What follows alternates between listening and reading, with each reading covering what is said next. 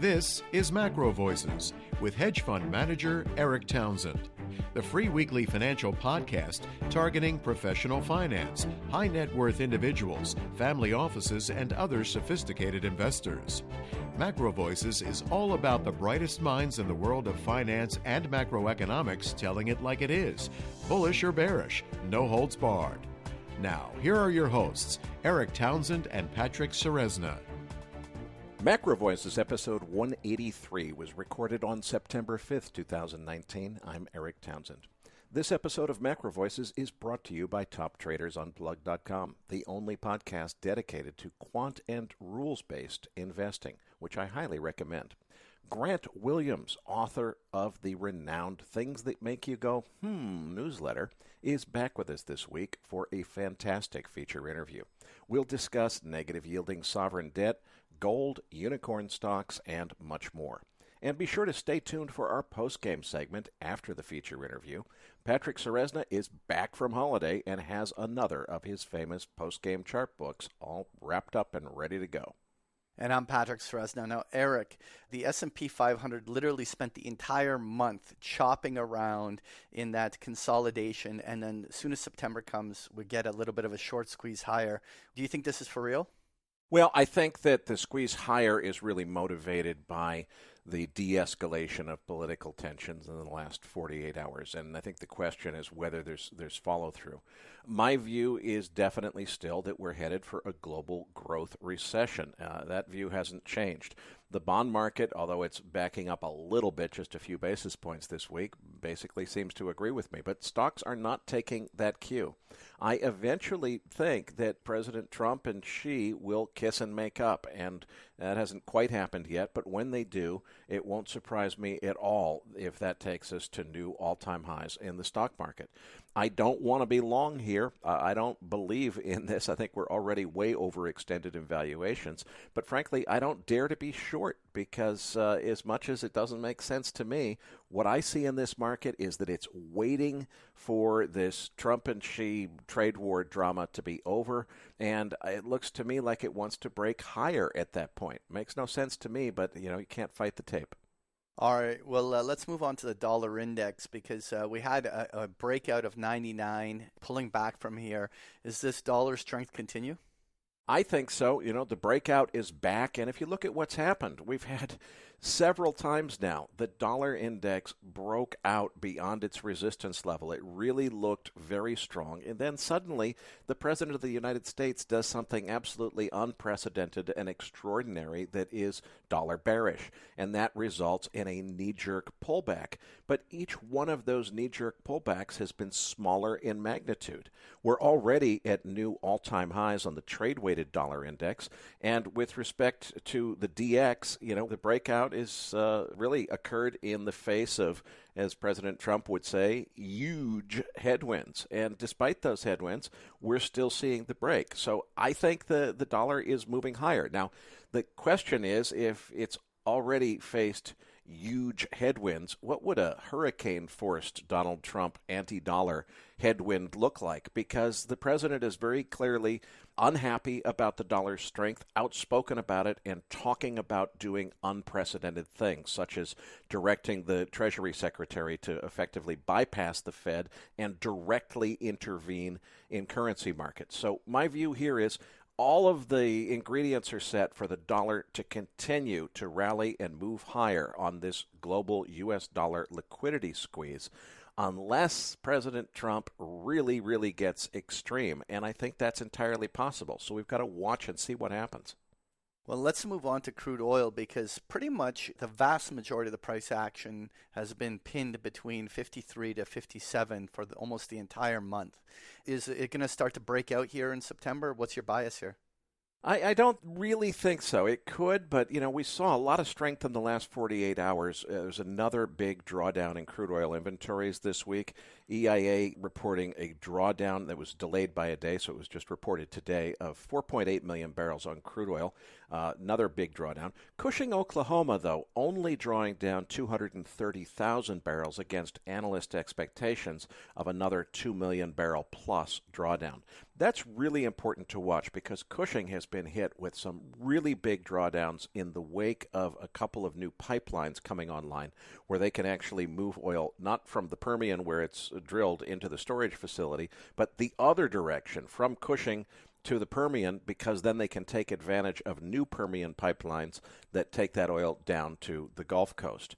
So we're seeing a change in this trend maybe, or at least the first print that doesn't seem to be another 2 million plus barrel drawdown in Cushing, Oklahoma. But if we move on to product inventories, gasoline down 2.4 million barrels, distillates down 2.5 million barrels. So Cushing's the odd man out in that it's only a small drawdown. Everybody else is looking at big drawdowns. You take those big inventory drawdowns plus the geopolitical de-escalation that occurred overnight, and you've also got the stock market breaking out of a fairly significant resistance zone. These things all helped us get all the way up to the 100-day moving average this morning on the data. But that was a few hours ago. As we're taping at about 2:30, we topped out at 57.70-something, just below the 100-day moving average, which is at 57.85. Well, we're all the way back down to 56.15 as we're speaking now. So, we've moved down almost $2 in the last couple of hours. It looks to me like it was a big pop on the inventory, and we're going to retrace it and move back down to lower numbers. We'll see what happens, though. RBOB gasoline had been the holdout until inventory. As much as crude oil had broken above all of its short-term moving averages, RBOB gasoline was still running into resistance right on those short-term moving averages. It was the inventory report today that broke us out dramatically above that, all the way up to the 34-day moving average. And we're retracing there, but not quite as quickly as crude. So what happens when RBOB gets back down to its short-term moving averages, and does it find support there? That's really what I'm going to be watching as an early indication as to what the crudes might do next after that. I want to apologize to our listeners. We had planned to bring you our Energy Week podcast on Wednesday. The Zencastr podcast recording system, which we use to produce all of our content, had a nationwide outage yesterday, and unfortunately we were forced to cancel that. So we hope to be back with you next Wednesday with Energy Week, and we'll have an exciting show for you with a much deeper look at the energy market. All right, well, let's move on to gold bullion, because what a breakout August had. I mean, we went from 1450 up to about just over 1550 on a big push, but a big reversal day today. Do you think that's it for this push in gold, or what's next?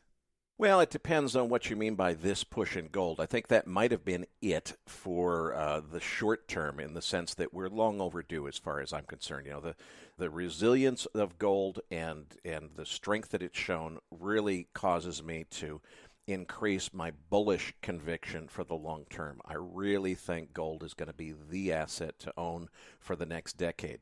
The thing is, we're overdue for a pullback. We went up a couple of $100 in just a couple of months. And I've been actually very, very surprised and impressed by how resilient gold has been. You know, the dollar index broke out very decisively above 99. Gold was actually up on the day. So we really are seeing a lot of strength. I think we're way overdue for a pullback. Maybe that pullback has started. But as far as how far we pull back, I don't think we're going back to 1,200. I will be delighted to get an opportunity. I think we will see 1,400 before we see 1,700. And I would love to buy some more gold at 1,400. I admit that I missed the boat at 1,200, and I think we're a little overdone here. But I'm looking for where's that pullback? Where's the buying opportunity? I think it's lower than we are, but not a whole lot lower. All right, well, let's finally touch on that 10-year Treasury yield, because we hovered around more or less around the 1.50 range for over a week, and now we just got a little bit of pop toward 160, but it's still below there. Do you think that's it for the short term on the Treasury push? Well, I think the key to what you just said, Patrick, is for the short term. We were just moved so far, so fast to the downside in yield on treasuries that we had to have some kind of relief bounce, and now we're getting it. Question is how far, and I think we are set to move to still lower yields on Treasuries. We're going to get into a lot of discussion with Grant Williams about this today, so I'll save most of it for the feature interview with Grant. But yeah, I think this is a bounce. I don't think it's a reversal of the trend. I think it's a bounce in yields, a little pullback in prices, and the question is how much farther does it have to go before we resume this secular decline in yields? All right. Well, Erik, now we're launching a new format called MacroVoices Spotlight this week. Can you please explain how this came about? When we launched our expanded content in May and began looking for sponsors to help us keep content free for everyone, the first thing that happened was that we were inundated by inquiries from people who hoped to buy their way into a feature interview on MacroVoices. Our answer was clear and firm: no way. One of the things that I hate the most about the finance industry is this pay-to-play business model that most financial conferences use, where the speakers at the conference are just salesmen in disguise who paid to be chosen as speakers. We're not going to allow MacroVoices to be turned into an infomercial, and we're absolutely committed to that. Patrick does all the guest scheduling, and I deal with the sponsors, and there's a solid editorial wall between us. We've already said no thanks to all the people who offered to advertise with us in exchange for preferential treatment in giving them a feature interview, and we're absolutely committed to that policy. But then something unexpected happened. Our sponsor turned out to be a pretty interesting guy, and we're actually getting listener requests for me to interview Niels Kastrup-Larsen from Top Traders Unplugged about trend following. And I have to agree, Niels is a fascinating guy, and he knows a lot about algorithmic trading and how it affects financial markets. Well, this created a real conundrum, and the solution that we've come up with is to separate interviews with sponsors like Niels from the flagship podcast. So for those of you who have a strong emotional attachment to MacroVoices' policy of never compromising our journalistic integrity by stooping to the level of a pay-to-play business model, we've got you covered. The Thursday night flagship podcast will never sell interview slots to anyone for any price. But for those of you who would like to hear an interview with our sponsors for the sake of learning what they do through an interview conducted by me, something which we've had actually quite a lot of listener requests for, we're introducing MacroVoices Spotlight for just that purpose. Bottom line, everybody should be happy here.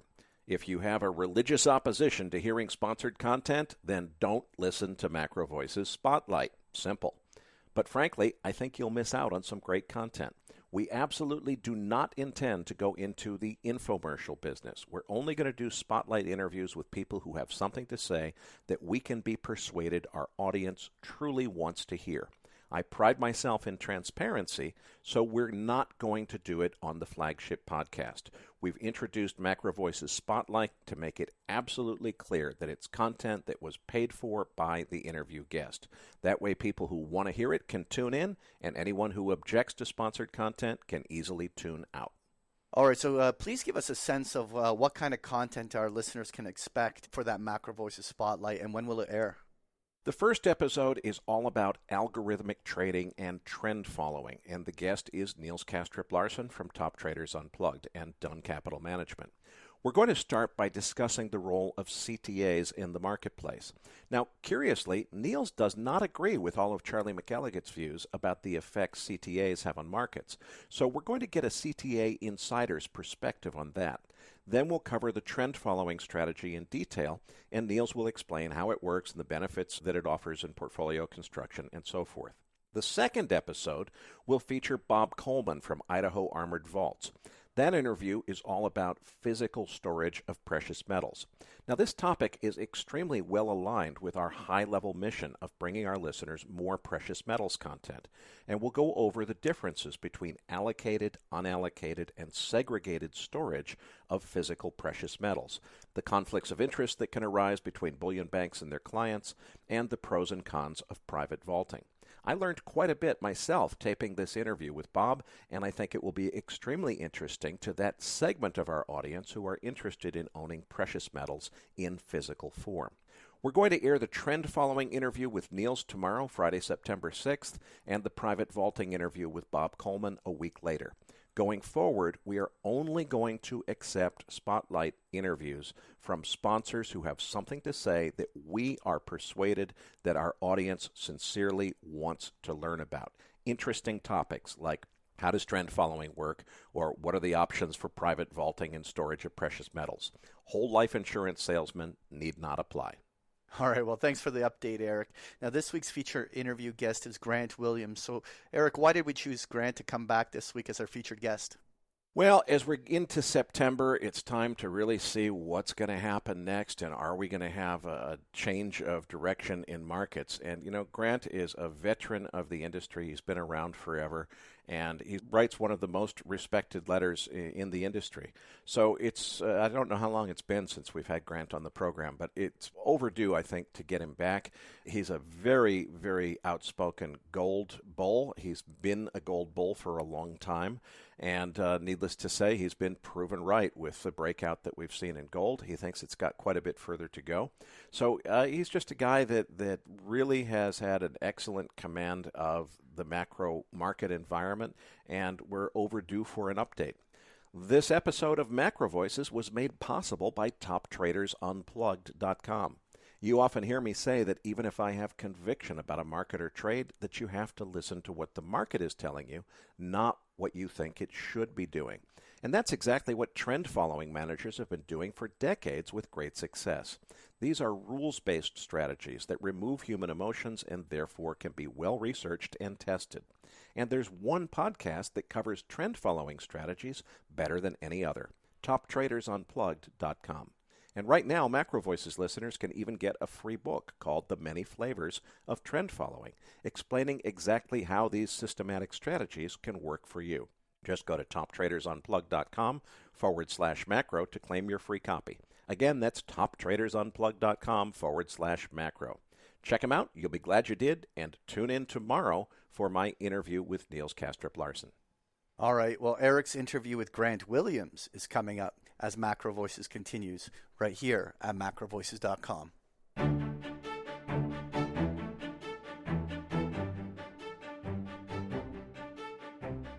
And now, with this week's special guest, here's hedge fund manager Erik Townsend. Joining me now is Grant Williams. I'm learning to say Grant and not sound American and say Grant Williams. It is so great to have you back on the program, Grant. And I want to point our listeners to a download that is available in your Research Roundup email. Grant is, of course, the publisher of Things That Make You Go, one of the most respected newsletters in the industry. There was a piece just a couple of weeks ago on gold, which Grant has, there I go again, Grant has kindly offered to allow us to distribute for free to listeners. So this is an excellent chance to get both a free copy of a great piece of writing and particularly on a very hot topic. So don't miss that in the downloads. Grant, let's talk, before we get to gold, I want to come back to that, but you were one of the first people to raise the flag and just talk about the utterly preposterous notion that at the time you said it, we had $13 trillion of negative yielding debt, sovereign debt, around the world. And it seemed crazy, and at the time it almost felt like maybe it had peaked, because that was just at the beginning of the last time interest rates were bottoming. And they started to go up, and it was maybe that was the end of it. But now we've not only eclipsed that $13 trillion, it was $15 trillion last I checked, and I wouldn't be surprised if it's gone considerably more than that. I'm sure you must be on top of it. How much negative yielding sovereign debt do we have around the world at this point? And probably more to the point, what the heck is going on here? Yeah, look, this negative yielding debt. There's I think we crossed 17 trillion this week. I mean, it's remarkable, Erik. I mean, we really are again in uncharted territories here. And the amazing thing is, we're all trying to figure this out. We're all being dealt a whole bunch of cards that we've never seen before. You know, that we're not getting the king of spades and the eight of clubs. We're just being dealt a load of symbols. We don't know what they mean. We don't know how to play the hand, but we're all at the table, and everybody's figuring this out as we go along. So you're seeing people do things. You're seeing some crazy articles about what the pension funds are doing with this negative yielding debt.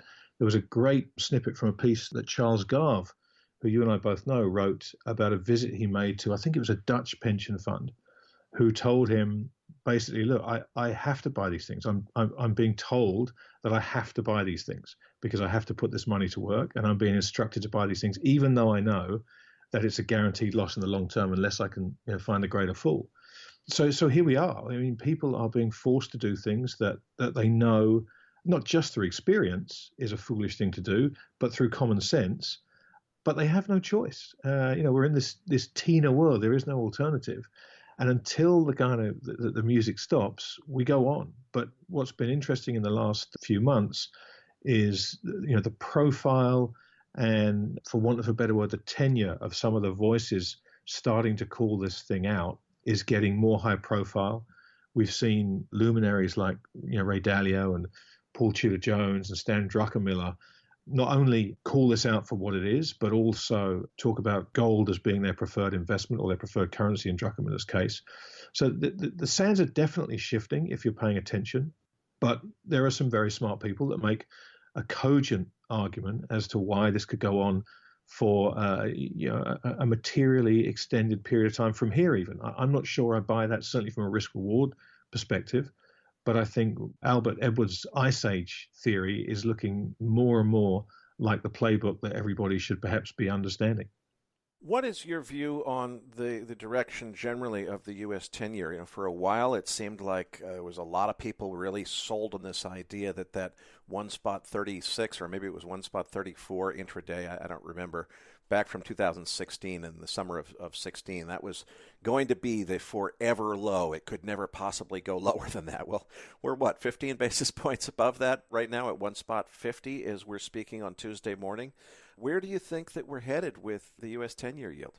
For me, it feels like the yield goes lower. I mean, I said a while ago that I could absolutely understand it going sub 1. It was probably at 2.5, maybe 3 when I said that. And I still stick to that. I think we could get a real panic into dollars and into treasuries particularly. And it could conceivably go down to those sort of levels that people just thought was impossible. But the more you look around the world, the more you realize that the impossible has not only become the possible, it's become the probable. And that's a material shift for people to try and understand what to do about that. I don't see the treasury market losing the bid anytime soon, even though I know that a lot of the holders are very, very nervous because we are in these strange uncharted waters. But if I'm looking to play something for the blow-off, Erik, I would frankly much rather play the treasury market blow-off than the equity market blow-off, to be honest with you. Grant, I want to talk about where this is really headed because, years ago when I first heard you talking about the $13 trillion of negative yielding sovereign debt, I thought, okay, this is crazy. It's irrational. It's not sustainable. Surely it has to reverse. But my thinking has evolved completely from then. What I've realized is if I look at the social climate, whether I personally agree with it or not, it seems that modern monetary theory is really very, very quickly gaining a huge amount of political clout. And it seems that as we're headed into an election year in the United States, that probably what's going to happen is a lot of politicians are going to be calling for, look, we need to stop bailing out Wall Street with the last form of QE, and we need to look at QE for the people in the form of MMT. And as much as $17 trillion of negative yielding sovereign debt sounds crazy, it seems to me that we really need to think about what would actually stop it. And, if we get to negative yielding U.S. sovereigns and deeply negatively yielding European sovereigns, what's really to stop any of this? And where do you think it's headed? And what do you think the political climate is going to deliver in terms of monetary policy being affected by these political agendas like MMT? Yeah, look, it's a great question, Erik. And again, we're in uncharted territory, but I think there's two questions around MMT. One is, will it happen?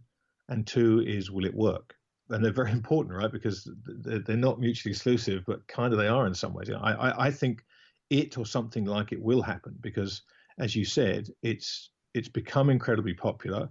And as soon as these ideas are floated and they gain some sort of tailwind, the other politicians are going to latch onto them. Forgiving student loans is another perfect example. I'm pretty sure that's coming at some point. It's going to be a really tricky one to work out how to do it. But all of these ideas, whether it is student loan forgiveness, whether it is MMT, are basically band-aid solutions to the problem that's been created, which stems from the fact that they've desperately tried to keep this expansion going to avoid a recession at any cost, to avoid the downward half of the business cycle that you and I have spoken about so many times before. And as those natural forces try to assert themselves, it's a question of, okay, what can we do now to stop this? We've cut rates, we've done QE, we've done Operation Twist, we've come up with every scheme imaginable, and it still hasn't worked. And so maybe it's time to just print money, and maybe it's time for MMT. To me, it's just symptomatic of the problem here, which is, again, too much debt in the world. We're once again going to try to cure too much debt with more debt. We're going to come up with a way to justify it. We're going to come up with a way to explain it. It's a horse of a different color. There is a day of reckoning that is due, and maybe we can push it off into the future. Maybe we can. But I think every day you push this forward into the future, the more seismic it's going to become, and the bigger problem it's going to become. I mean, look where we are now. And what's been fascinating to watch, actually, if you look around the world at some of these bond markets, my friend Peter Atwater calls these the no skid marks charts. And we see bond after bond. We saw Steinhoff in South Africa. We saw Toys R Us in the US. We saw Argentina's 100-year bond recently. The bond markets haven't sniffed out the defaults coming. These things have hit a wall and the bonds have just cratered. That's not supposed to happen. It didn't used to happen. But it's happening now because everybody is under this assumption that everyone's going to be made good, and the bond market's going to be fine, and there's always a bid because there's so much money chasing the bonds.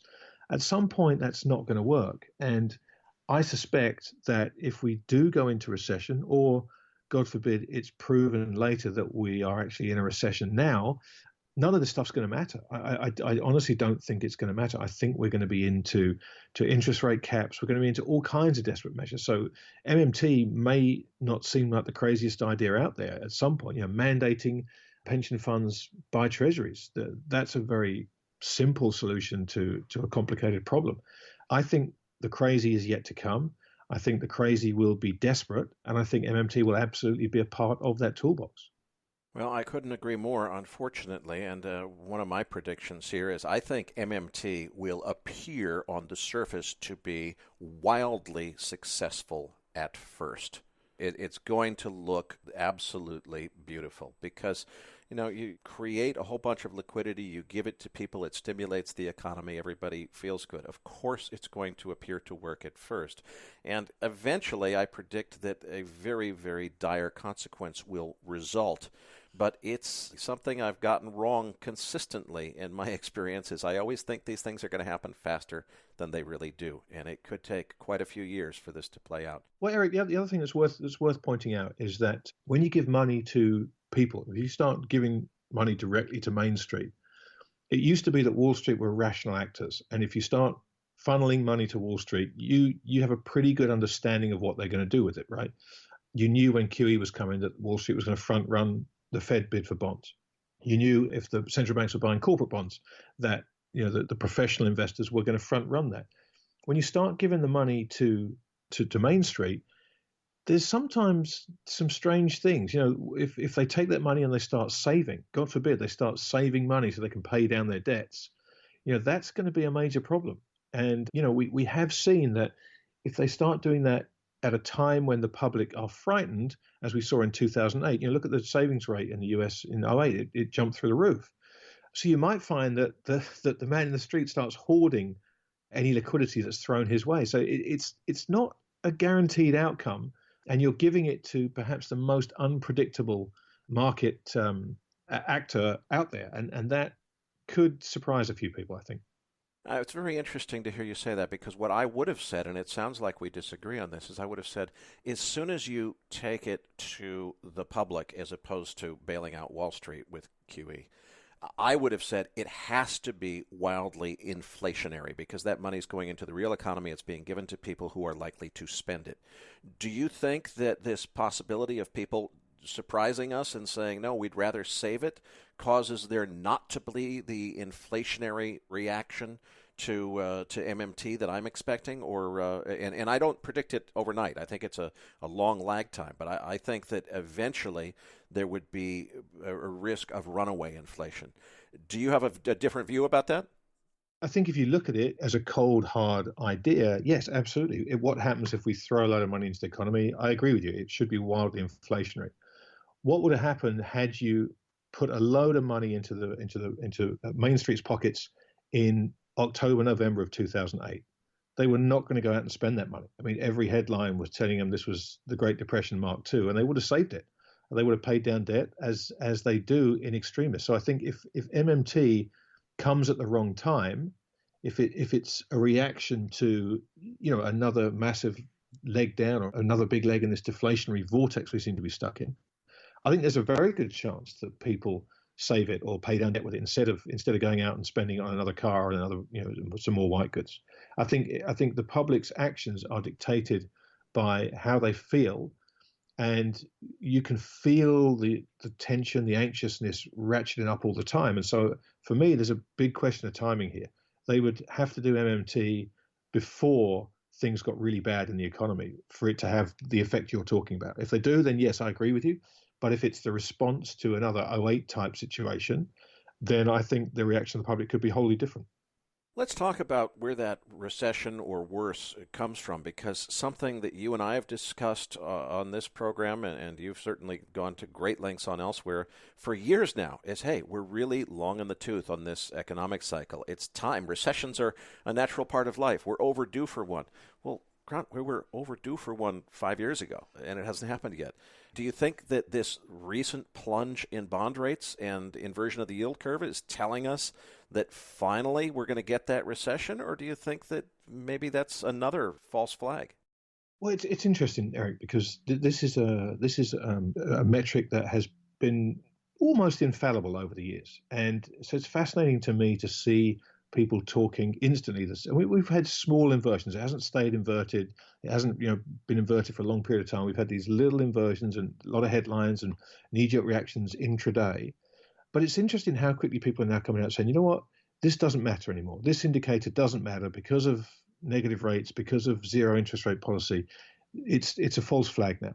And that's fine. But if you're in the business of investing, you're in the business of handicapping probabilities. That's what you're supposed to be doing here. And so if you want to take an indicator that's been a really, really good, as good an indicator of anything forward looking that we can hope to see in what is, let's face it, a big game of read the tea leaves. Or you can look at the New York Fed's recessionary gauge indicator, which every time it's gone above 30 has been 100% correct. There's been a recession. Guess what? It's above 30. But people are very happy to say, this doesn't matter anymore. And you know what? Maybe it doesn't. Maybe it doesn't. But if you want to give me an indicator that is right 8 or 9 times out of 10, or 100% in the case of the New York Fed benchmark, then I'm going to at least listen to that and start thinking, okay, what does this do to my portfolio if this is correct once again? How do I need to change up my allocations? How do I need to buy insurance? How do I need to protect my positions, protect my profits? Do I take some profits?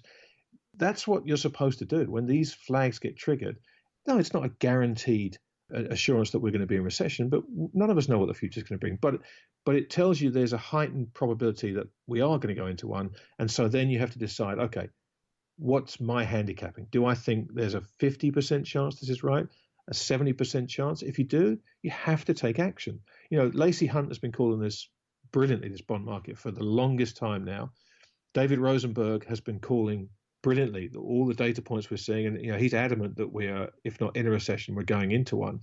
These are two very, very smart guys who don't make outlandish calls often, and when they do, you should listen to them. They could be wrong. That's fine. There's nothing wrong with being wrong.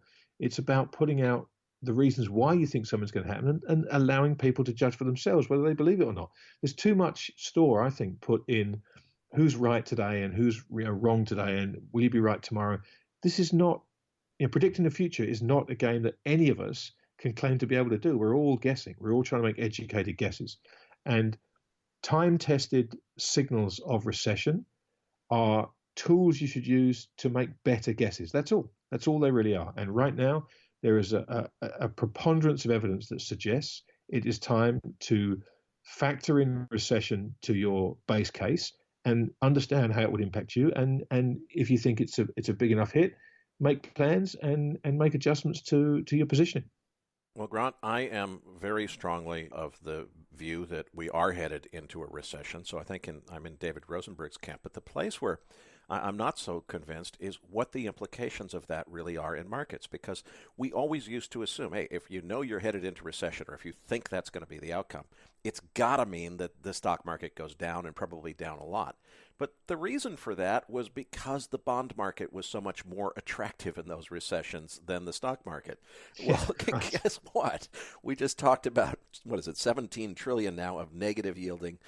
So it seems like the artificial manipulation of these markets by central bankers is maybe changing the rules. And one of the ways I look at this is I think the recession signs are so clear that if the market was going to sell off dramatically in the next recession, it would have started by now.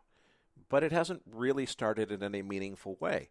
And so it makes me start to, I thought Brent Johnson was crazy the first time he told me that he thought that things are really bad and stocks are going to go up as a result. But I'm seeing the argument now that if other people around the world start to view the U.S. equity market as a safety trade, because the choice, if they want to get out of their own stock markets, is to go into European negative yielding sovereigns or into the U.S. stock market as a safety trade, where you've got also the FX benefit of this dollar squeeze, all of a sudden it makes it seem like maybe the U.S. stock market could be recession-proof this time around. Is that a possibility? Of course it is. I mean, everything's a possibility. There's nothing that you can categorically say that cannot happen, right? I mean, who would have said that negative interest rates cannot happen 5 years ago? Most people. I mean, yeah, we would have said that. But of course, the scenario you've laid out could absolutely happen. But I think if we go into a recession, if we start seeing poor numbers, we start seeing companies cutting jobs, we start seeing the human side of a recession, it's going to be very tough to just jump in and buy the U.S. equity market. I think people, if they see a recession, will close their eyes, hold their nose, and buy more treasuries. I think that's the safety trade, the real safety trade, because it's amazing how suddenly, if there are signs that we're in a recession, it's amazing how suddenly a lot of these valuation metrics that we've kind of forgotten about start to matter. Price to sales, price to book, all the valuations that have just most of us shaking our heads who've had any kind of longevity in these markets, understanding not for a second why they're being bid up to the places they are. In a recession, those things do matter, and it won't just be a case of buy me stocks for the safety. It will be buy me treasuries. Albert Edwards and I think Raoul were talking about minus 4% on the US 2-year as a possibility. I mean, think about that. We're at what, 1.4-ish now? Just think about what a move that would be and what it would take to drive that down there, and that will not happen in the face of a soaring stock market. So is it a possibility? Absolutely, it's a possibility you could get that. And Brent, as you said, laid it out very well and very clearly as to how it might happen. To me, I think that's a very dangerous assumption to make. To trade long stocks with that as your base case, I think is a very risky thing to do. I really do. I agree with you completely on that. I guess what is different for me is I'm the kind of trader who wouldn't be bashful based on what I see in this economy about shorting the S&P with some leverage. And I'm not doing that this time around just because the game's changed and I don't know what the rules are. Yeah, that's it. Erik, I think it's a great point you make because you are experienced. You see things that previously you would know how to react to them. You know in your heart, okay, I know what the right positioning is here, but I don't have the courage to do it because the rules have changed. But let me ask you this: what would it take for you to see to have the confidence to do that again? Because there's a lot of people having exactly those thoughts that you are out there, sitting there on their hands, experienced guys going, you know what?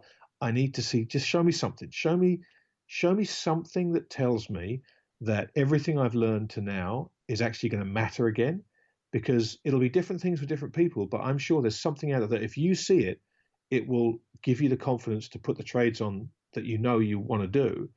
And I think that kind of realization, that kind of confirmation will come from different places for different people. And you'll start seeing people finally have the courage to put those shorts on that you're talking about. That's what I think we're missing. It's that, okay, if I see the market if it maybe some people will be technical. Some people want to see, reversals and all kinds of things on candle charts. Some people will want to see, good news sold. There'll be all kinds of things. But little by little, that confidence that everything they know in their gut to be true actually matters again, I think that will bring people like you back to the table, and it won't be on the long side. Oh, absolutely. But I think the problem is that a lot of really smart people will get caught wrong-footed along the way to that eventual outcome, because there's been plenty of times so far where it looked to a lot of us like, okay, this thing's finally over. It's rolling over. It's time to be short now. And we were wrong each of those times to date. And I think that, as you say, it's left a lot of us to where we're not going to jump on the short trade until it's really clear, and then everybody piles in at once, and it really gets ugly really quickly. But, at the same time, I look at everything that's going on here, and I think, well, what do we know about the really big picture here? We know that none of the problems that led us to 2008 were ever solved. What we've done is we've papered over our problems in a way that I predict ultimately it's the higher you climb, the harder they fall. So eventually, things have to get really, really bad to clear the system. But I used to think, oh, you can't just, conjure money out of thin air with QE and solve everything. Well, boy, you can paper over problems for decades at a time with money conjured out of thin air. That really does work to at least address the symptoms in the short term, and it works incredibly well, and I think it creates a complacency level that is going to make this thing go on for longer than anybody thinks possible, until eventually it turns really, really ugly really quickly. Well, the poster child for this, Eric, if you look at Bill Fleckenstein, who I know you've had Bill on before, Bill closed his short fund in March '09 because he knew what they were going to do, and he figured it was no time to be short.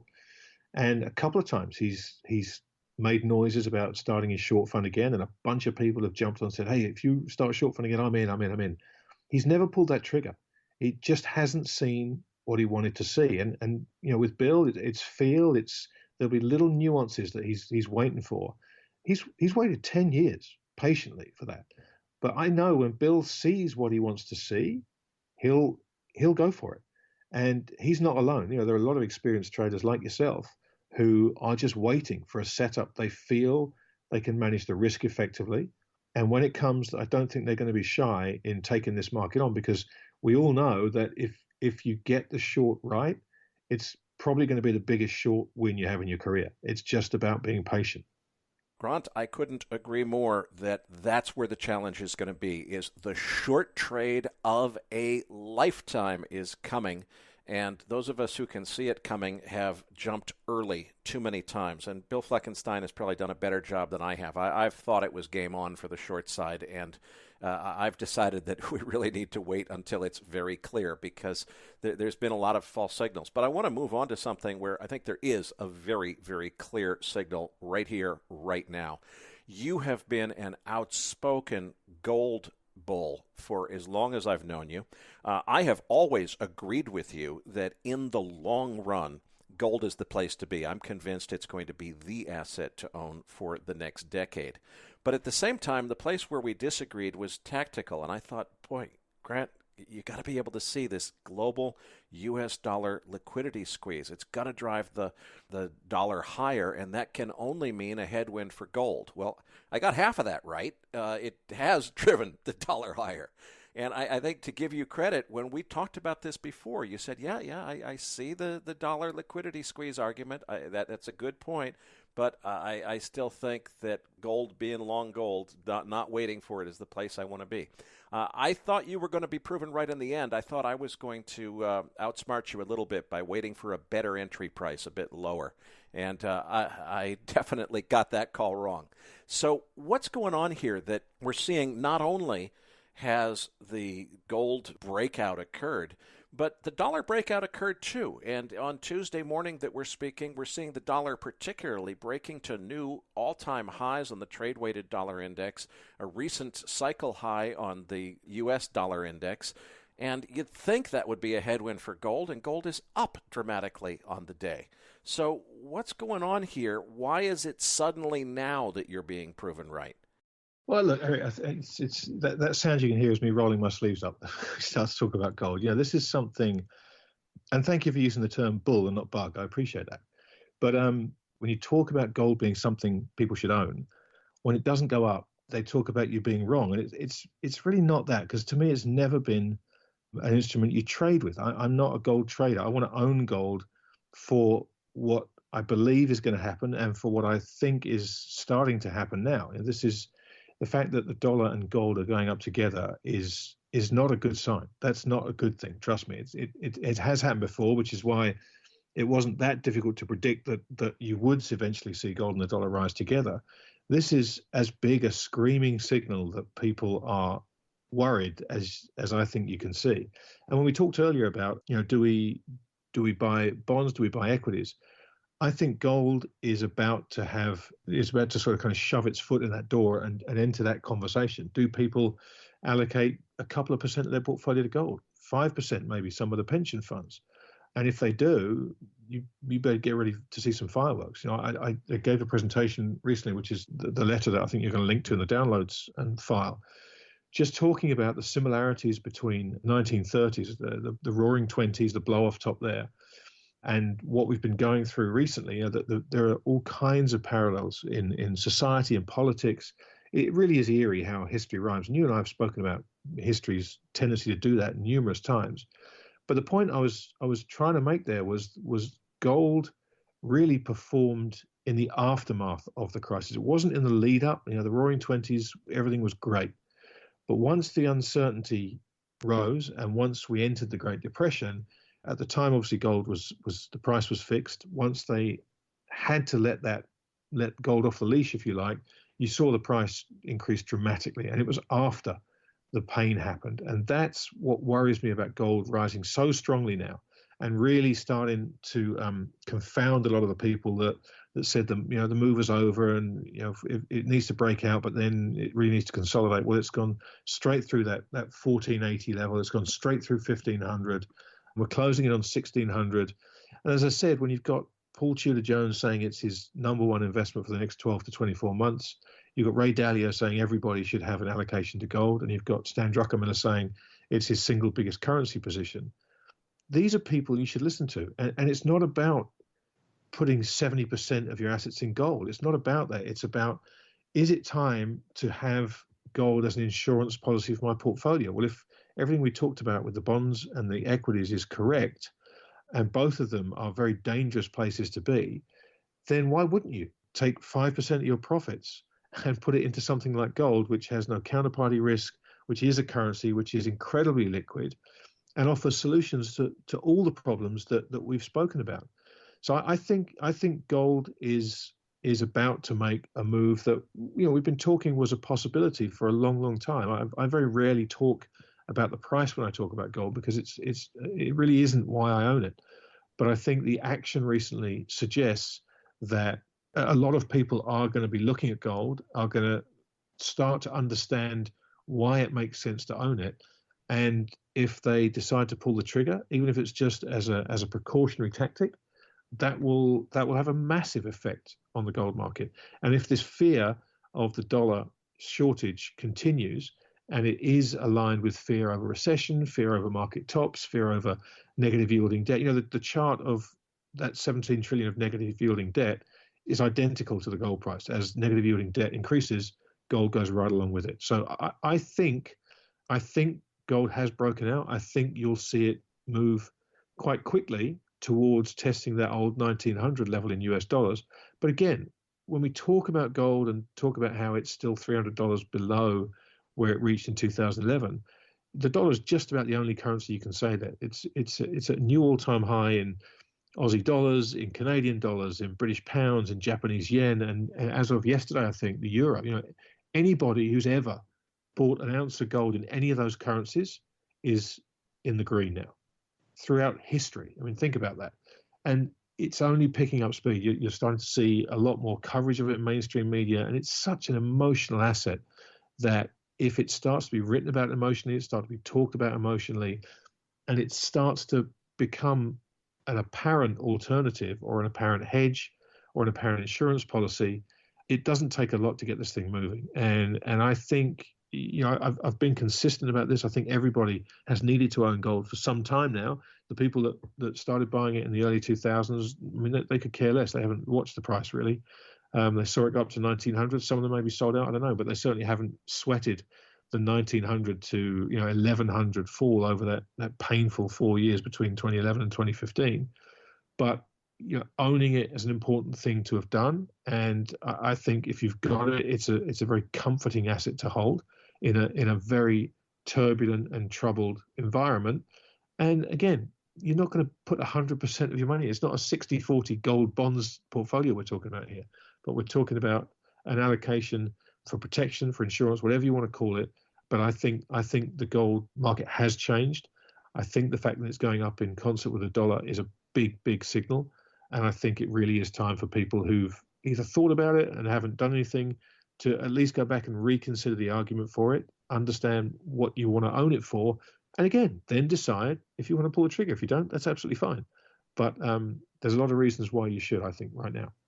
Let's talk a little bit about how you own it in this environment, Grant, because when you talk about the gold and dollar moving together up at the same time, I think that's a really important point, and it seems like it's a game changer in what some of the drivers are. So do the old rules of, a lot of people used to be more comfortable with mining shares because they felt that was a comfortable way to get leverage on the gold price, is that still right, or are we in a situation where the metal itself is more likely to be where the action is? I think the beauty of the gold universe is that it is actually, when all is said and done, pretty simple, right? It's volatile as hell. You need a cast iron stomach to trade these things. But when the metal goes, for the most part, the miners will go right along with it, and they will outperform because they do have that inherent leverage. So it's actually pretty simple. If you believe that gold is going to go higher and you want to trade it and you want a leveraged exposure to the price, then great. I mean, the gold mining stocks are a great place to be. And the point I was making in my presentation was you don't need to get too cute with these, because as much as you could dig through and you could find some companies that will be stellar outperformers from the rest of their peers, if the public decide to come for the gold miner stocks, they will come for the ETFs. They'll come for GDX. They'll come for GDXJ. So you don't have to be too cute. You don't have to expose yourself to a stock that we all know from experience could have a mine collapse or a permitting problem or a hostile government coming. There are so many things that can go wrong with gold mining stocks. But if this is a mainstream trade and gold becomes the hot topic and gold miners become the hot stocks, you just have to own the ETFs, the GDX and GDXJ, because that's where people that don't really care what they do, they just want exposure to the price, will go. So for me, owning physical gold just for those insurance reasons is always something you need to do. If you are trend chasing, if you just think this is going to be a great trade for me, then absolutely you can get the leverage from the mining stocks. And look, let's face it, you can get even more leverage from silver. And we should definitely talk about silver. That was one of the charts I had in this thing showing as perfect a 50-year chart as I've seen that suggests silver is going to have a massive breakout. And if you look at the gold-silver ratio, it's hugely skewed towards gold right now. Silver is gold's kind of more volatile cousin. And so if it's leverage you want, if it's volatility you want, and exposure to potentially big upsides in a precious metals bull market, then silver is a great thing to look at right now. And again, you've got ETFs that will do the job for you without you having to dig through company reports and try and ascertain the quality of the company management, which is always one of the really difficult things to do with mining stocks. Does silver now represent, in your mind, one of those rare second chances for people who maybe have missed the big move in gold? Is it really as simple as, hey, silver hasn't caught up yet, you've still got a chance to buy silver, or is there more to the picture than that? I think if you look at that ratio, if you're worried about it, you can go long silver and short gold and look for that ratio to come back into line. It's got a long way to move in your favor. So if you're nervous about it, it's a great trade. We should talk about platinum as well. Platinum looks hugely undervalued here. If people are going to come for the precious metals, and it's a very illiquid market. So if this is a new precious metals bull market, which I sense that it might be, I wouldn't, even though gold's performed incredibly strongly and broken through these levels, I'd love to see it go through 1600 before I felt, okay, this really is game on, as you said earlier on. But there are so many ways to play it. And if you want leverage, the precious metals market will give you it in spades. But you have to have a stomach for it. You have to understand just how wild these horses are to ride and really know what you're doing. But I think if you believe that we are in a new precious metals bull market and you want to trade it, then it's not so much about the metal, about the gold price. It is about these mining stocks. And look, you've got the triple leveraged gold miner ETF. There's all kinds of ways to add leverage on leverage. I don't do that because, again, I'm not owning gold for a trade, even though I think there is a great trade to be done here in the miners. But there's enough leverage in those. I don't need to try and time it and be so cute with Nugget, NUGT, and things like that, which are just things you have to keep an eye on 24 hours a day. Grant, let's come back to the equity market. We already talked about the big picture macro drivers, but I want to talk specifically about these unicorn companies like Uber and particularly WeWork, which you've written about, not in the issue of your newsletter that's about gold, which we have linked, but I think it was the most recent one just last week. You wrote about WeWork and these unicorns in general. What's on your mind there? Well, look, I mean, we've been marveling at these unicorn companies and some of the crazy stuff we've read about the valuations that they've been afforded by the markets. And look, many of us have been looking for a top. We all know that trees don't grow to the sky, but with each crazy new IPO, which crazy valuation, we've kind of scratched our head and said, well, where does it end? And I just get the feeling that WeWork may well spell the top, is particularly if this IPO does coincide with this recession, because recession is kryptonite to WeWork's business model of taking on long leases and leasing them out short term to people. And so when you look at it, I looked at Uber. We saw this phenomenal loss that Uber came up with in their most recent numbers. Was it $5.2 billion they lost in a quarter? I mean, a lot of it was related to their IPO. But when you look at the performance of these IPOs recently, not just Uber, but Lyft and Xiaomi, the big Chinese IPO, they performed horribly. The numbers, I think Xiaomi is down almost 50% since IPO. Uber's down 20 odd, same as Lyft. Slack's down a similar amount. Dropbox, Spotify, they're all down. In fact, the only one that's gone up significantly from its IPO is Pinterest. And so if this is really the private equity guys and the private investors cashing out and taking out their stakes and selling them to the public, which it really does look like, then WeWork's valuation is going to cause, I suspect, all kinds of problems. The S1 they filed for the IPO was roundly laughed at in the media. There were all kinds of articles, scathing articles about the stuff that was going on in there. I mean, you really have to look at this thing. We don't have time to go through all the fanciful stuff in there. But, I look for changes in attitude, changes in tone, and the media coverage, which had been very sort of salutary and lauding all these unicorns as they've filed for IPOs and saying what incredible companies they were and the wealth they were creating, et cetera, et cetera. They're now being picked upon for things like community adjusted EBITDA, which is a WeWork metric that they came up with. They're being picked apart for some of the family connections. They're being picked apart for the fact that the CEO has bought a load of buildings and then let WeWork use them to lease out to tenants. And there's so much hair on this thing, and it's never mattered before. All these big unicorns have got away, even though we've written about this stuff and people have talked about it quietly in little corners of the market. It hasn't really impacted, and they've been bulletproof. Well, I think WeWork is going to be a real test of this, because the coverage I saw was almost universally scathing of this company and scathing of a lot of the things in that filing. So it's going to be very interesting as they go through this process to see what the chatter is, to see if they can get it away. Now, they may well be able to, but everyone I know is looking for a way to get short this thing at the IPO, and I just have this horrible feeling that the public is going to be left holding the bag again. But to see the change in tone for WeWork, the change in narrative around the unicorn stocks, and the fact that this recession does loom ever larger in the background, I'm worried that we may have seen the top of the unicorn era, which incidentally will coincide almost precisely with SoftBank raising their second vision fund, which will be another bell going off.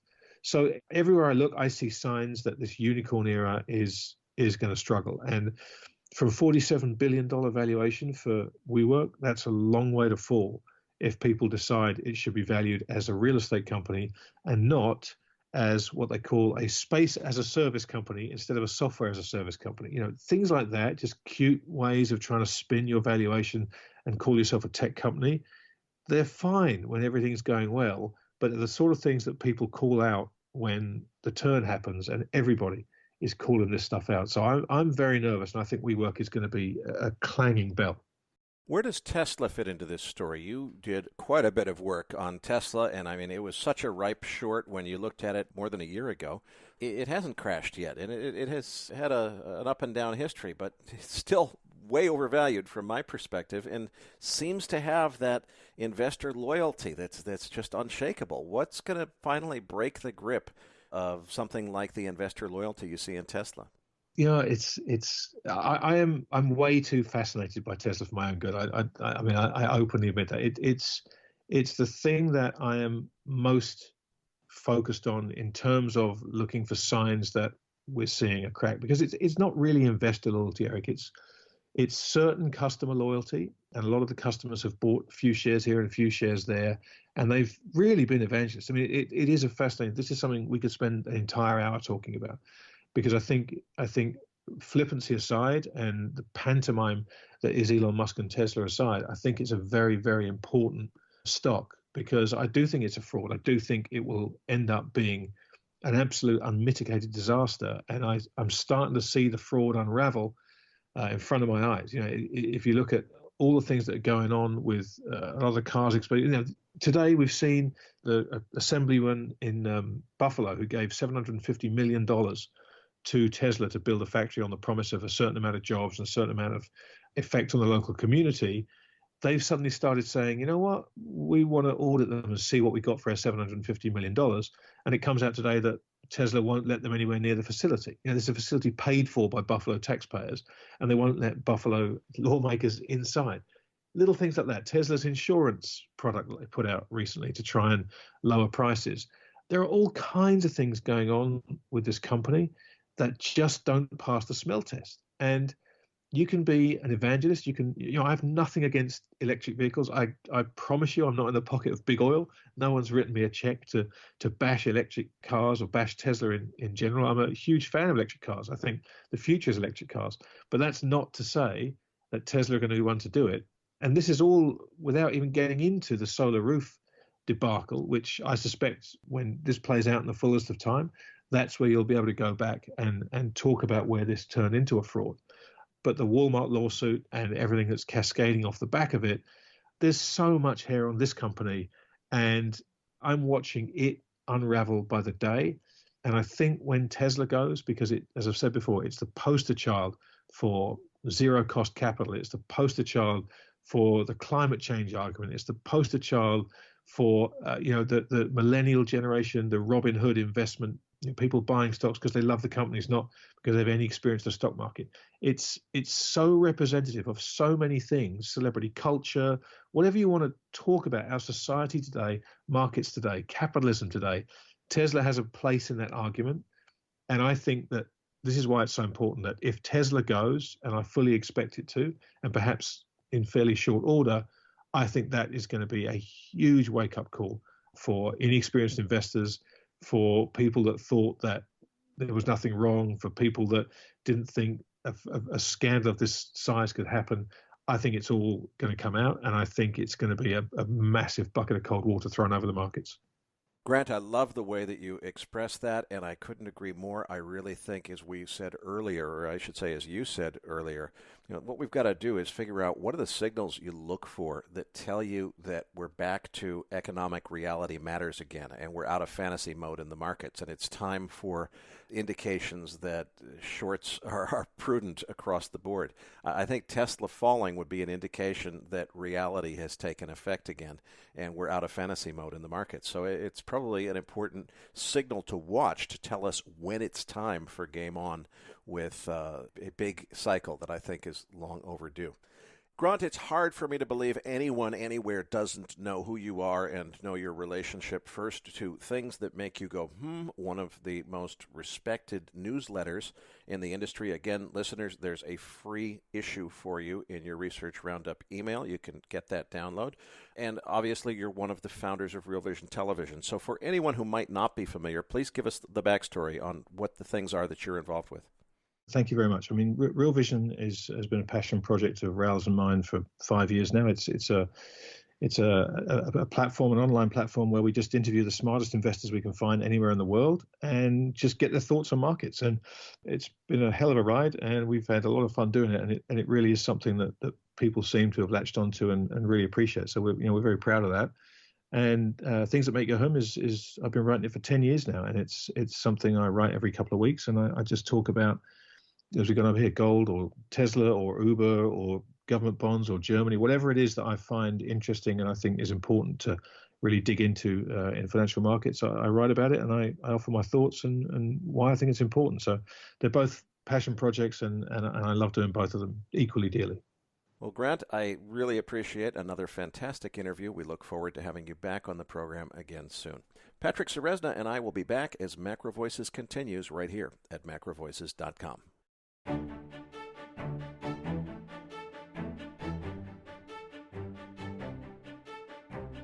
MacroVoices is a listener-driven program.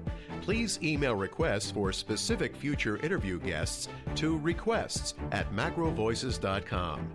You can email questions for the program to mailbag@macrovoices.com, and we'll answer them on the air from time to time in our mailbag segment.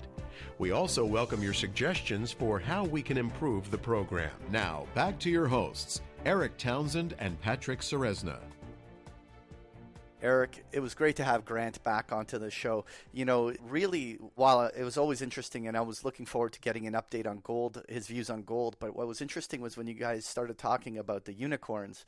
And obviously, this WeWorks is such an interesting topic, and I really thought his views were really interesting. What did you take away? Well, I always enjoyed talking to Grant, but I think that, as we discussed, this situation with negative yielding sovereign debt and everything, I predict that financial historians will look back on this and they'll say, there was this time when there was a 5,000-year low in interest rates and negative yielding sovereign debt around the world, and everybody just acted like it was normal and nobody thought it was extraordinary. It is extraordinary, and how it's going to be resolved, I don't know, but it's going to be really interesting to find out in the next few years. In any event, though, let's find out, not in the next few years, but right now. I want to get an update, Patrick, because Labor Day is behind us. This is the time of year when things tend to heat up in markets. So what we're going to do for the next few weeks with our post-game chart books, folks, is we're going to focus on specific sectors, and we're going to start with currencies this week. So, Patrick, let's dive into your post-game chart book. Listeners, you'll find the download link in the Research Roundup email. If you're not registered yet, just go to macrovoices.com and click on the red button that says Looking for the Downloads, and you'll get instructions for how to register and get the download. Patrick, let's dive right into Chart 2. You're looking at the dollar index here, and boy, it looks to me like a series of higher highs and higher lows.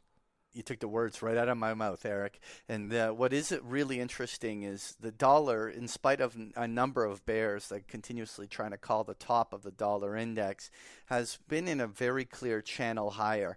But what's really interesting to me is we have not seen an acceleration to the upside. I mean, if you look back in 2016 and in mid-2018, we had true breakout rallies in the dollar index as it legitimately went up, 5 to 10 points higher.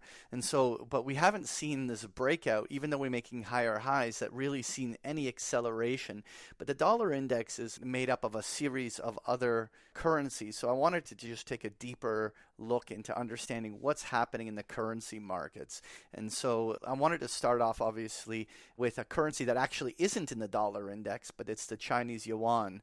And on page 3, we have it there. And we definitively have a breakout in the U.S. dollar and obviously a breakdown in the CNY as we're seeing the Chinese PBOC weakening the currency. And that certainly has Trump all wound up. What's your thinking? Is this now a sustained new trend? I think it is, and I would have a slightly different read on what you said going back to page 2 for just a second. It's true that we're only seeing a modest uptrend in this time frame, but if you look at the much shorter time frame, what I've seen in the charts is there have been what looked to me like just screaming, ripping rallies, like it's here we go, we've broken that critical level, we're racing to the upside. It really looks like the beginning of just a face ripper higher. And then the President of the United States does something completely unprecedented and extraordinary that's very dollar bearish, like start a trade war. And needless to say, under those circumstances, obviously you're going to get a pullback. I think what's happened here is the dollar index, as you say, it's kind of a mild uptrend. It's an unstoppable uptrend, I think, because it's had so many news events that should have turned it back to the downside, and it continues to push higher anyway. But I think a lot of people have gotten scared out of this because every time the bulls get excited about, okay, here we go, here's the breakout, let's buy more on the breakout, the President of the United States does something extraordinary and we get a big knee-jerk back. People are wondering, what else could he do? What's the next trick that he might have up his sleeve?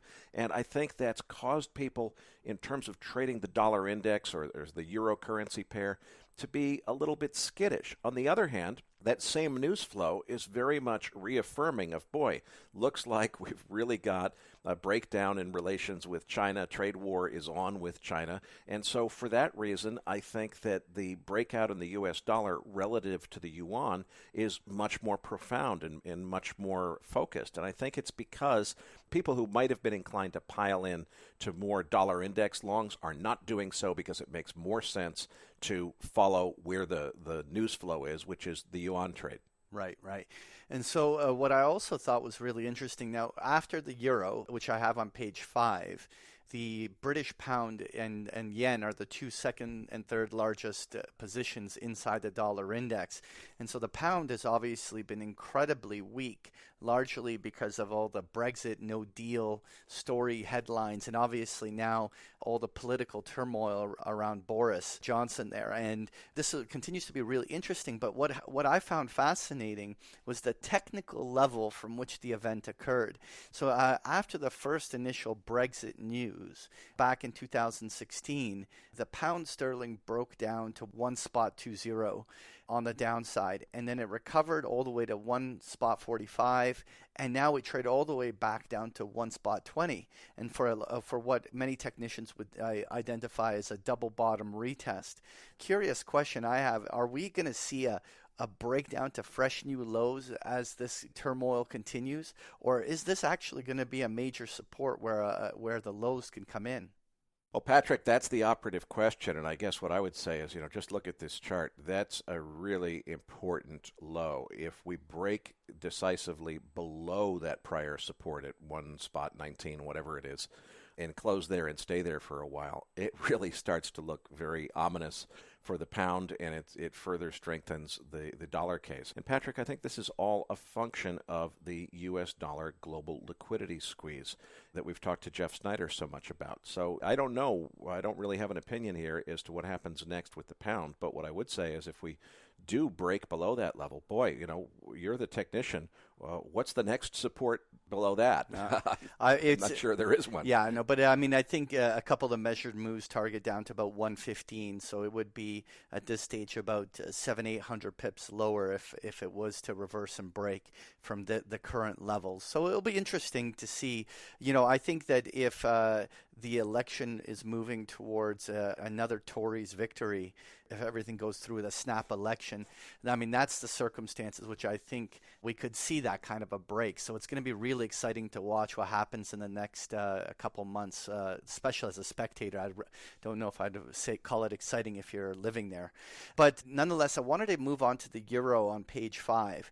And particularly what I wanted to highlight here is that when you go back to the dollar index on the chart, you saw that it traded back in 2016 and 2017 up along the 104 level on the upside on the dollar index. And really that came about because back in 2017, the euro was trading down near 1.05. And that was a major low in the euro. And this is actually one of the more interesting charts, because with a 57% weighting into that dollar index, whether the US dollar index is actually going to go back to those 2016-17 highs, I think has everything to do with the euro, and whether this breakdown actually is going to get some momentum to the downside. Well, Patrick, I think this chart clearly shows how important the euro is to this strategy. And unlike the pound, the euro's got plenty of room to go before it gets to a triple bottom back down to that blue range that you've got around 1.04. So it seems to me like we've got to watch the direction of all of these pairs. But particularly, I really think that Jeff Snyder is onto something with this euro-dollar system liquidity squeeze. And I think that the question that I'm most interested in is not what are the natural forces in the market, but rather what are the external forces? What is the next Plaza Accord type event to come along? What does President Trump have up his sleeve next? The headwinds he's been throwing at the U.S. dollar have not worked. So if he decides to go Cat 5 hurricane, what does that mean to him? How does he affect that viewpoint, if you want to call it that? And what tactic does he use, and how does it work? I think that's the big thing to watch for. I'm convinced something's coming, but with this president, it's kind of hard to know exactly what to expect. Absolutely. So I wanted to move on to gold, and we're going to talk commodities probably in next week's chart book, but I felt gold, a lot of people consider it a currency in itself. And so I figured I'd put it into this chart book, and particularly since Grant was talking about it during the interview. And really what I wanted to highlight was this consolidation zone that happened where from essentially 2013 through 2019, we had seen the major price volume consolidation of gold for 5 years between this 1200 to 1350 area. And it just is showing the technical significance of this bull market breakout that we saw in gold. And one of the interesting technical observations that I would make is that often the highs of a major consolidation like this act now as new support. And so it is likely that even if gold was to have some sort of backfilling retracement, odds are that it will find support even in a deeper pullback as low as 1350. But I personally, if I was to make a call, I don't think we're going to see gold anywhere below 1350 on any pullback.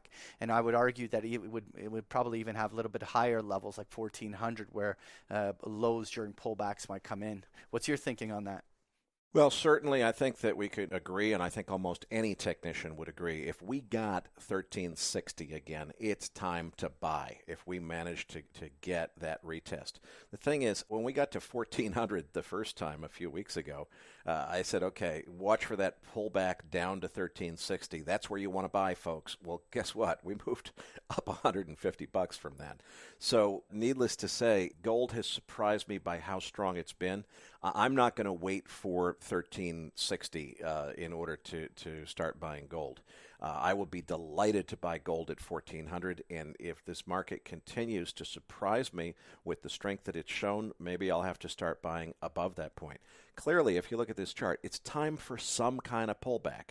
The question is how much of a pullback, and how do you time that? If we get 1360, it's time to really start buying in size, though. Yeah. So the last thing I wanted to touch on was the S&P 500, Erik. So on page 7, what I did was, first of all, I want to just talk about the candle chart, which is the S&P 500 chart. Now, obviously, today, on Thursday, we had a pretty significant technical breakout out of that August consolidation. What is interesting is that on Charlie McElligot's note, he was talking about the big gamma magnets with huge options expirations or huge open interest, I should say, at the 2950 and the 3000 levels on the S&P, and there being that gamma influence on kind of like a magnet dragging the S&P higher. It's going to be really interesting to see whether this is just a short-term liquidity event, as everyone that got very aggressively short in August is getting a little bit of the squeeze, and whether that is just going to be short-lived and roll over later this September. But the big tell for me was in that orange line chart that's overlapping is the Russell 2000. And what's amazing is how much the Russell 2000 small caps are lagging this S&P with no sign of life whatsoever. And that to me is the first clue that maybe this S&P move is just exactly that, some form of a liquidity event, and that the real broader market's not ready to go in a bull advance the way that the S&P may be misinterpreted in signaling. And I think that argument is strengthened even more if you look on the chart here at that Christmas low. You're going from a lower low on the Russell to a higher high there in the end of February, where the Russell starts lower than the S&P on this chart and ends up higher than the S&P at the end of February. So it's a bigger move to the upside. There's more momentum upside on Russell than there is S&P. And then the Russell just stops and S&P continues. And to me, this so perfectly matches with the commentary that we've heard from several people, including Brent Johnson, saying, look, what's going on here is it doesn't make a lot of sense. We're seeing equities globally definitely moving into a bear market. They're selling off. But the S&P has that cleanest dirty shirt in a very, very dirty laundry pile effect. And so what's happening is the S&P is the choice for people globally who need to stay invested in stocks. It's where they're going, and it's getting an artificial boost from that. It can't last forever, but it's allowing the S&P to be stronger than everything else is. And I think that's what's going on here. But Patrick, I want to move on to another topic, which is the TMX Exchange is hosting Options Education Day in Toronto once again. You've spoken at this event before. You're speaking at it again. Give us a little bit of perspective. What are you talking about? What's the topic? It's only 2 weeks away. Actually, it's less than 2 weeks away, and seating is limited. So anyone who wants to attend should register with the link that's in the Postgame chart book here, or you can go to the m-x.ca website for Options Education Day in Toronto. Tell us a little bit more about what you're going to be talking about. Absolutely, yeah. So I've been an instructor for the Toronto-Montreal Exchange for almost a decade, and we host these options education days across Canada. This one is in Toronto, and I'm going to be covering the topic of using options to managing a portfolio of stocks, and also a little more of a fun advanced session called Option Acrobatics, and we're going to be looking at all sorts of things like bull call spreads and calendar spreads and other things that traders can use. It's a great event. There's all sorts of great speakers for a whole day of events, and lunch included in that. So anyone who's in the Toronto vicinity and can make it out next week, it's already on Saturday, September 14th. Please inquire, and I look forward to seeing you out there. And just 1 week later, Patrick, on September 21st, you'll be speaking at the All-Stars of Options at the Money Show. Tell us a little bit more about that one and how people can attend there. Yeah, that one is the Money Show in Toronto as well, and that one is the week after. It's on the show goes on the 20th and 21st, and I've got all sorts of really good presentations that I'll be doing out there. So anyone in the Toronto vicinity, you can get 2 back-to-back weekends of me talking nothing but options. It's going to be a great time. So hopefully you can make it out to at least one of the 2, but we look forward to a great event. And if that's not enough, Patrick, for you, you can also sign up for that 14-day free pass to bigpicturetrading.com and get a sense of the webinar product that Patrick offers 4 days of every single week.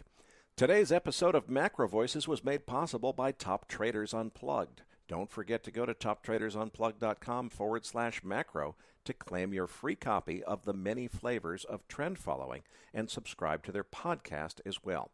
You'll be glad you did, and you can also tune in for my interview with Niels Kastrup-Larsen airing this weekend. For more information on sponsoring MacroVoices, please visit macrovoices.com/sponsor info. And if you haven't yet, be sure to register for your free account at macrovoices.com. The benefit to you is you'll receive our free Research Roundup email, which contains links to all of the best free content we can find on the internet every single week. Patrick, tell them what they can expect to find in this week's Research Roundup. In this week's Research Roundup, you're going to find the transcript for today's interview with Grant, as well as the link to the Things That Make You Go newsletter that Grant offered to share with all of our listeners. There's also the link to the chart book that we discussed here in the postgame. There's also a really interesting CNBC interview video link to Morgan Stanley's Michael Wilson talking about a recession hinges on the labor markets, as well as an interesting Chris Whalen article called View from the Lake, Deflation and Debt. So you'll find this and so much more in this week's Research Roundup. That does it for this week's episode. We appreciate all the feedback and support we get from our listeners, and we're always looking for suggestions on how we can make the program even better. Now, for those of our listeners that write or blog about the markets and would like to share that content with our listeners, send us an email at researchroundup@macrovoices.com or tag it with the MVRR hashtag on Twitter, and we'll include it in our weekly distributions. If you have not already, follow our main Twitter account at MacroVoices for all the most recent updates and releases. You can also follow Erik on Twitter at Erik S. Townsend and myself at Patrick Ceresna. On behalf of Erik Townsend and myself, thank you for listening, and we'll see you all next week.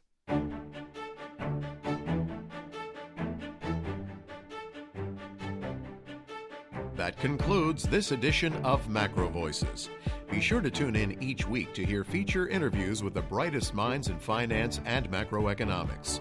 MacroVoices is made possible by sponsorship from BigPictureTrading.com, the Internet's premier source of online education for traders. Please visit BigPictureTrading.com for more information. Please register your free account at MacroVoices.com. Once registered, you'll receive our free weekly Research Roundup email containing links to supporting documents from our featured guests and the very best free financial content our volunteer research team could find on the Internet each week. You'll also gain access to our free listener discussion forums and research library. And the more registered users we have, the more we'll be able to recruit high-profile feature interview guests for future programs. So please register your free account today at macrovoices.com if you haven't already. You can subscribe to MacroVoices on iTunes to have MacroVoices automatically delivered to your mobile device each week free of charge. You can email questions for the program to mailbag@macrovoices.com, and we'll answer your questions on the air from time to time in our mailbag segment. MacroVoices is presented for informational and entertainment purposes only. The information presented on MacroVoices should not be construed as investment advice. Always consult a licensed investment professional before making investment decisions. The views and opinions expressed on MacroVoices are those of the participants and do not necessarily reflect those of the show's hosts or sponsors. MacroVoices, its producers, sponsors, and hosts Erik Townsend and Patrick Ceresna shall not be liable for losses resulting from investment decisions based on information or viewpoints presented on MacroVoices. MacroVoices is made possible by sponsorship from BigPictureTrading.com and by funding from Fourth Turning Capital Management, LLC.